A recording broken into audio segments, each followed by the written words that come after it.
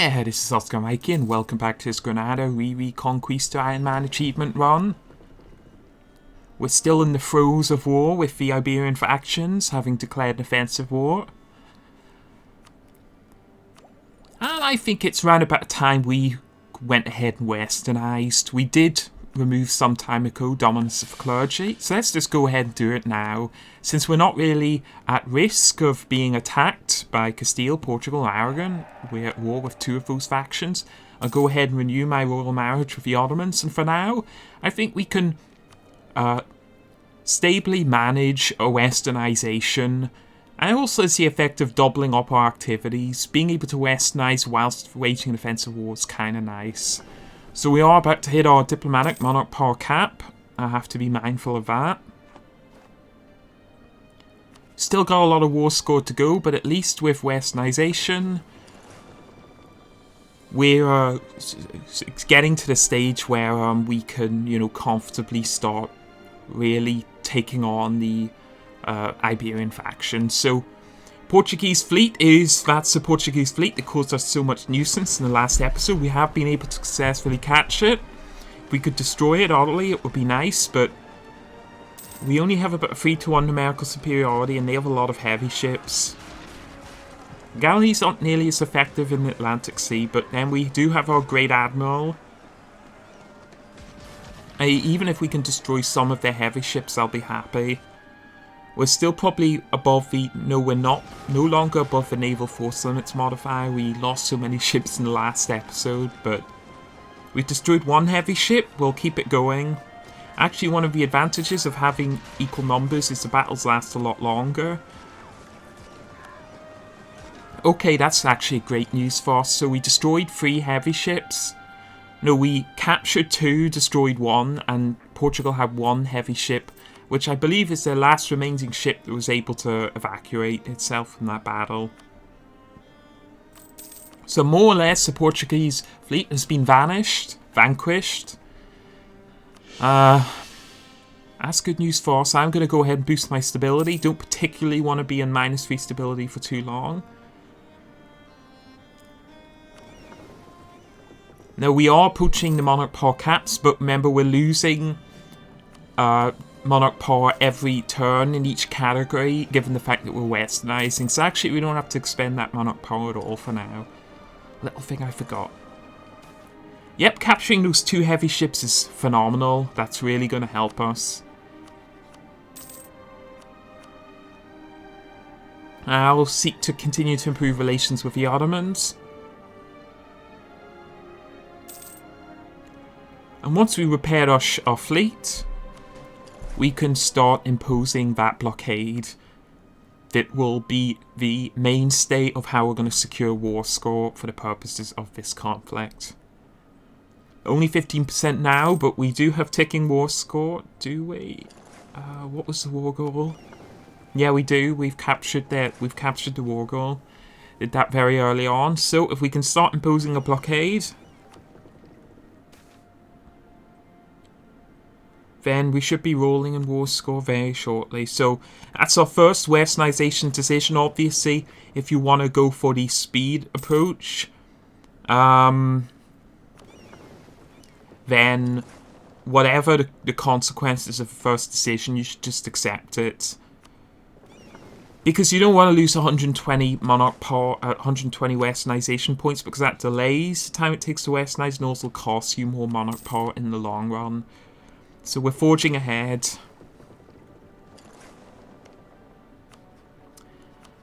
I did start building some additional trade ships rather wisely. Because to replenish our lost galleys, we're sort of transitioning away from galleys now that we've successfully destroyed the Iberian faction's fleet. Transition away from galleys, start building lots and lots of trade ships, which are far more useful in the Atlantic. It's also going to boost our income by a good bit.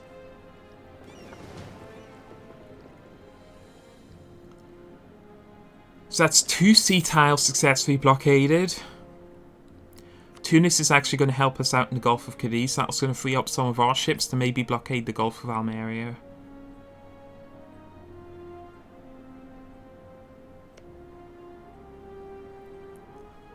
Yeah, now it's just a case of getting our ticking war score up to 25.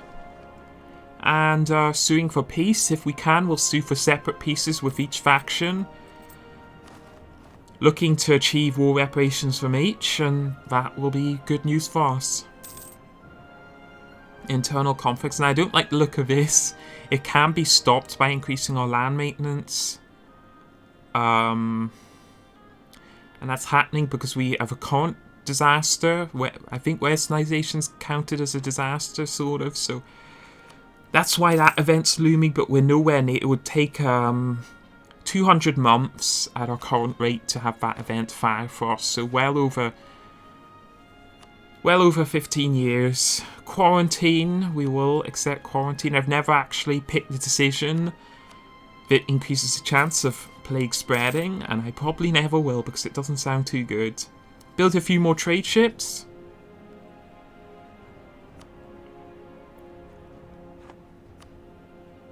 You can see they still have overwhelming numerical superiority and qualitative superiority in terms of their land army, so there's not much chance of us launching an amphibious landing, especially considering the fact that number 1, Castile has a very good series of fortifications around their coast.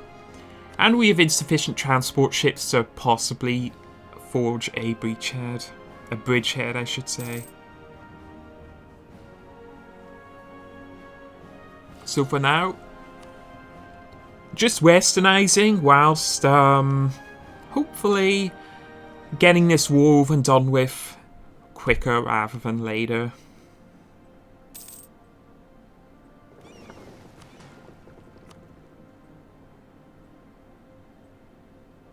Just checking to see if I can peel off any ships to improve the blockade of Portugal.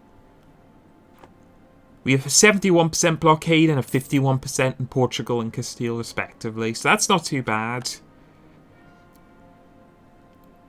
Used to be in the old days of Europa Universalis 4, you could really get a lot of negative war exhaustion on the enemy by blockading.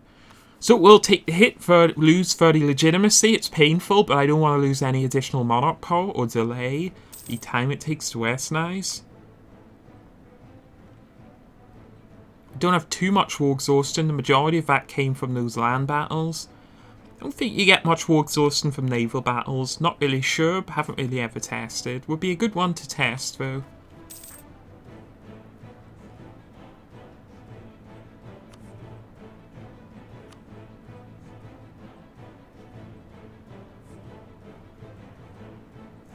Just reducing my war exhaustion by a little bit.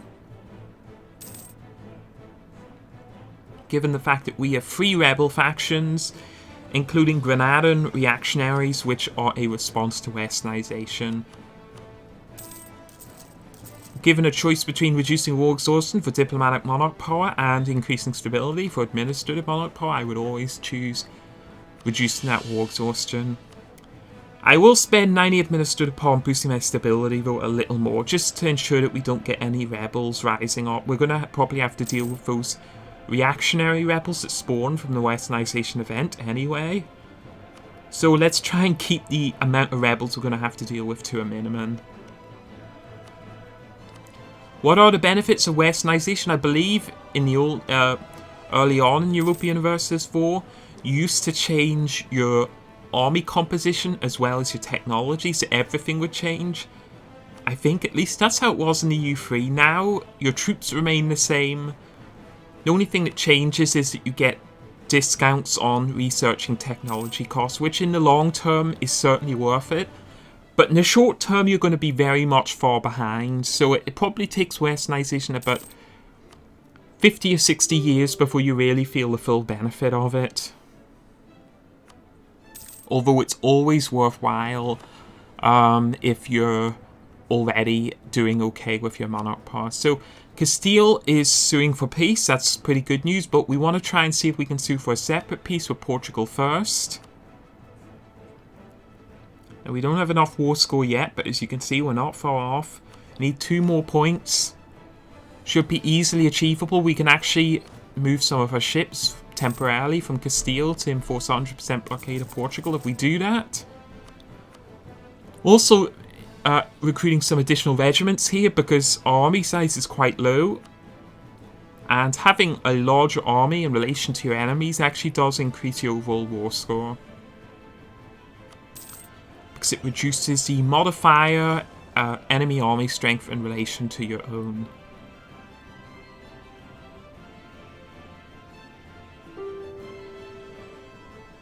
If we had that's another piece of from Castile. If we had like adopted colonization ideas, exploration ideas, we would be able to start invading Portuguese territories in Africa and really get us a lot of, war score. But we wouldn't have been able to achieve that. There's no way. We wouldn't have been able to explore out this early on, given how far behind we are in tech. So like I said, I'm just shifting some troops to the Portuguese sea tiles, getting a little bit more war score. Let's see what we can get. We can get war score, and we can get a little bit of ducats. A little bit. We can actually get quite a lot. We'll wait a little longer, see if we can get any more. Again, remember, the function of this war, we're not necessarily concerned about... We're not going to be able to take their province, Portugal's island province, so that would require more war score than we can realistically get. So we'll just take monetary concessions, which will help us build a stronger fleet and a larger land army, and just improving our relative economic position in the long term, so that we can start actually invading the Iberian Peninsula, which is what this achievement is all about after all.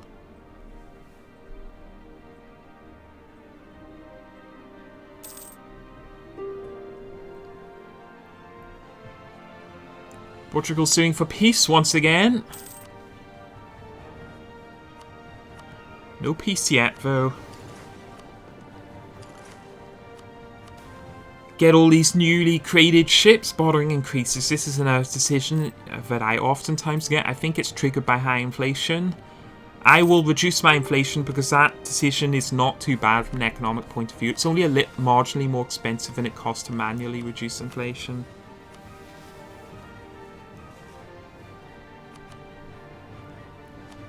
Alright, so we can get 200 ducats and war reparations from Portugal. We will not and never will be in a position where we can secure any territory from them. So now is as good a time as ever to sue for peace with them.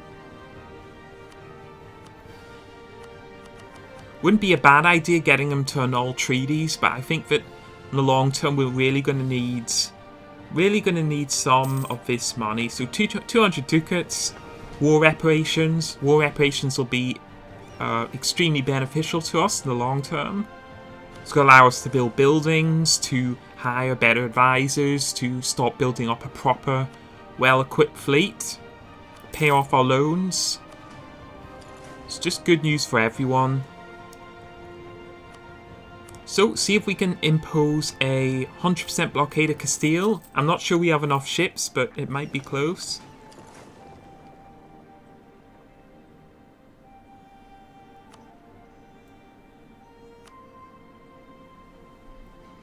Almost 100% blockade. We're not too far off. A decent amount of war score, and their war readiness or war enthusiasm is low, so should be able to get again some monetary concessions. We're after the island, the Canaries, war reparations. Maybe Arguin, will they accept that? I think they might. Well, that's very good. And will they accept war reparations? They will indeed. That looks pretty good to me, folks. That's not too bad. We'll go ahead and accept it. Canaries, Arguin, war reparations from both Portugal, Castile, and tons of money. That's not too bad. So that's our first.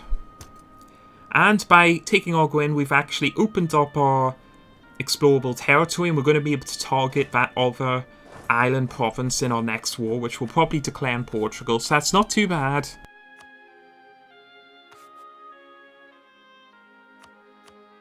Altogether, it's our first in a long series of wars. We're going to have to launch against Castile, Portugal and Aragon in order to retake our well, retake our homeland, the Iberian Peninsula. Now, we do have a new estate. I'm just taking a look to see what the conditions of this estate are, because I know that a lot of the factions have these fourth pillar estates, and I'm not exactly sure how they work. I think the idea is they give you really strong benefits, but it's quite costly to maintain provinces that are not in your religion in order to do that. So still got, so we have truce times with Castile and Portugal, very short ones, but that'll give us a bit of breathing room. Our next target's probably going to be Aragon. I'm not sure if we're going to attack them in the interim or wait for the truce times to expire, but again, we want to divide and conquer here. Target each of the Iberian factions individually. Wear them down. Here's another Westernization decision. I should point out, I feel like I'm getting pretty lucky insofar as this Westernization is concerned. The really bad Westernization decisions give you rebels and lower your total monarch power by quite a considerable amount. So far we haven't got any of them yet, so we're doing pretty well. Still got 70 power projection. So we're not doing too bad at all. Urbanization. Here's a nice little decision. Increase base tax in Tangiers and Tlemcen. That is always a good decision to take. The cost of 80 ducats. 80 ducats for the equivalent of about 80 administrative monarch power. I will certainly take that.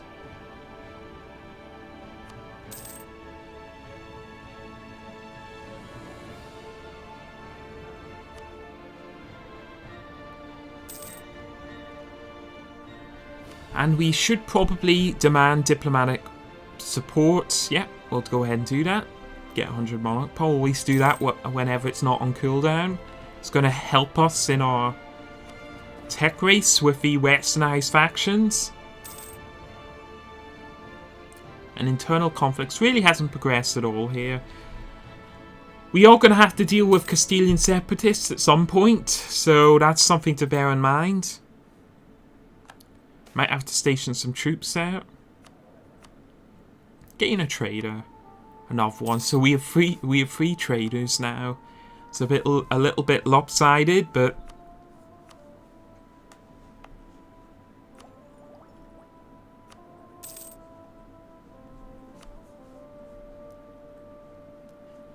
yeah, things are looking pretty good. We are fairly stable in Africa by this stage.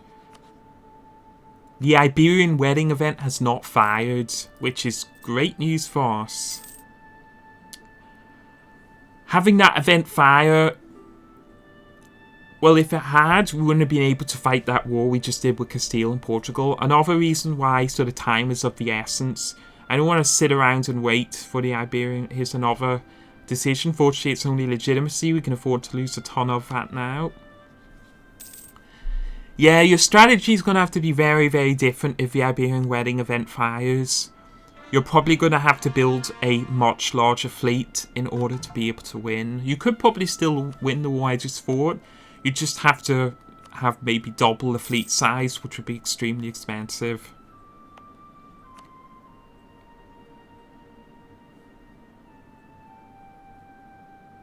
Yeah, we can assign an estate here. Just going to see. None of the actual interactions look that promising. It looks like this estate is mostly for the overall nationwide modifier. So you can get leader without upkeep. Not too useful. Not too useful at all.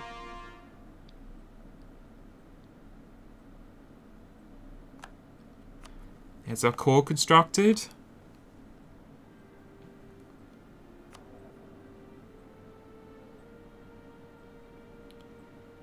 Above 60% reduces technology cost by 2.5%.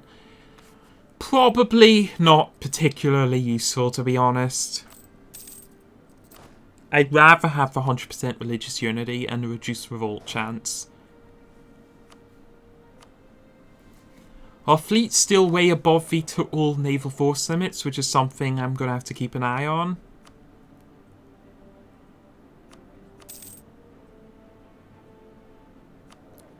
With that said, our financial position is phenomenally strong.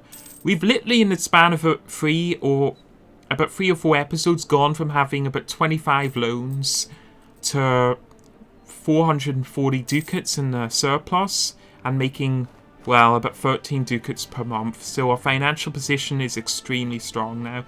We can probably stop constructing buildings once we reach the requisite tech to do that. Always keeping an eye on these rebel factions. They do have very high revolt risk, and those are going to be separatist rebels. We don't have enough transport ships to contest to sort of reinforce the provinces once rebels have risen up, so we're going to have to at some point station troops there.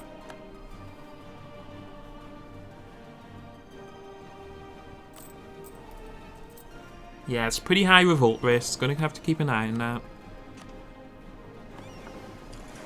So basically for now, we're just boosting our economic position, getting ourselves westernized, you know, finishing a few loose ends. Once we have a military tech parity with Castile, we will really go on the offense and start trying to attack the Iberian Peninsula.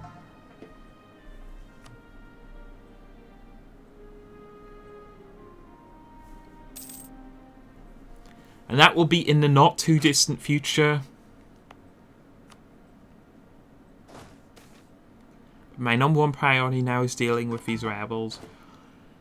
Lose 30 army tradition, lose 30 naval tradition. Well, that's fine, to be honest. That's not anywhere as big as it would be if we were already with a lot of army tradition. Army tradition is almost cruelly difficult to accumulate in the early portions of the game. It didn't used to be like that. It used to be that if you carpet sieged fortifications, you get tons of army tradition. But similarly to Prestige now, it feels like you don't really have any solid mechanics of raising army tradition in the early stages of the game, which is really quite strange, I think. I don't really understand that mechanic at all. Used to be a lot easier, now it's almost impossible. And the result is just that you will never have a good general unless you get lucky with your state's interaction. Yeah, back in the day, best way to raise army tradition was to carpet siege fortifications. You'd fight wars just in order to do that, to be honest. You get your army tradition way up to 80 or 90 within the first 30 years of the game. Indeed, I believe once France won the 100 Years' War, they used to get around 80 army tradition from a decision, from a mission, I believe. Which made France extremely overpowered.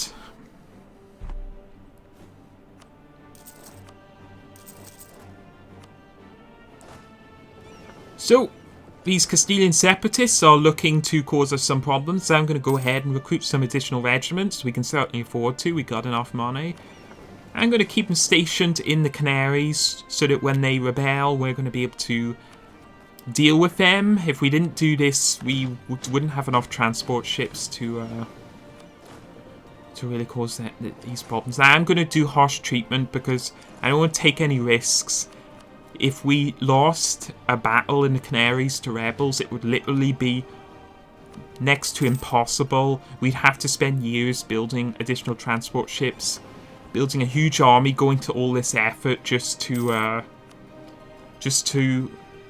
prevent the rebels from breaking free. Also, I didn't have enough troops stationed in Arguin, so I had to use the harsh treatment. If they had risen up in Arguin again, I'd have to build like 10, 12 transport ships, then ferry troops over, fight a difficult amphibious landing just to stop the rebels from becoming secessionists. So just have to bite the bullet there, spent a bit of military monarch power. Whilst I hurriedly ferry troops over to that province. Taking the Canaries and Arguin, it is worth a lot.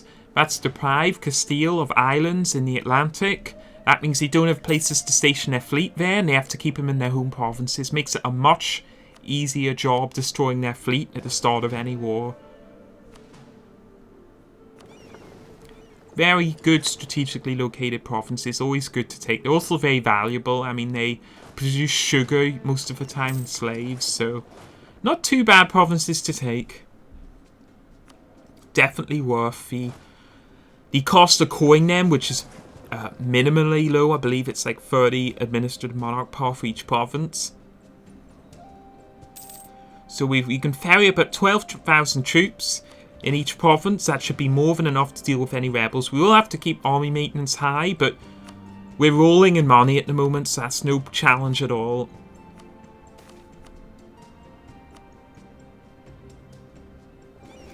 Another 30 legitimacy hit. Not too big an issue now, since we are basically at 0. Again, we're getting very lucky with our Westernization decisions. Most of the time you will fight a lot of rebels that will rise up, and you will also suffer a lot of monarch power reductions. We haven't got any of them this time round, and we're more than halfway westernized, so we're getting very lucky with this westernization. It is actually a huge risk not having any troops stationed in my home provinces, because if reactionary rebels raise there, well, I have to raise a whole new army up to deal with them. 75% influence with the nobility. Gonna have to keep an eye on that. Don't want another dominance of a estates event.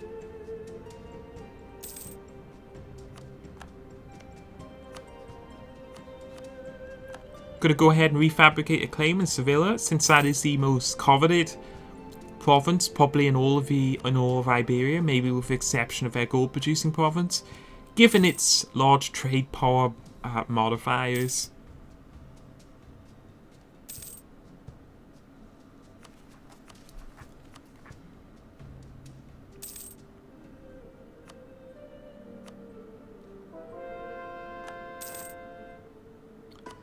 Conversion successful. One more province to go. That is yeah, you can see how much our revolt risk in Arguin has dropped, having force converted that province. Lose another 30 prestige as part of Westernization. Again, very lucky here, not suffering any stability or rebel events. I don't think we haven't suffered a single rebel event, and we're practically completed Westernization. I'm going to speed up time here, since we are trying to get this achievement as quick as possible. Convert my heir into general.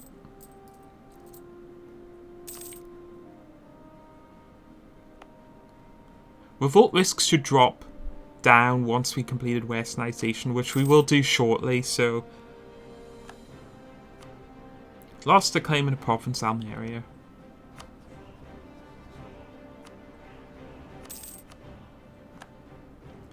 Go ahead and refabricate that, since you never know.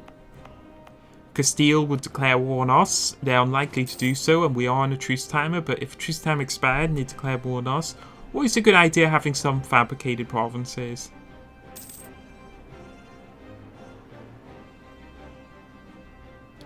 Tafilo, that probably shouldn't be assigned to nobility at all. That should probably be a province assigned to the Merchants Guild.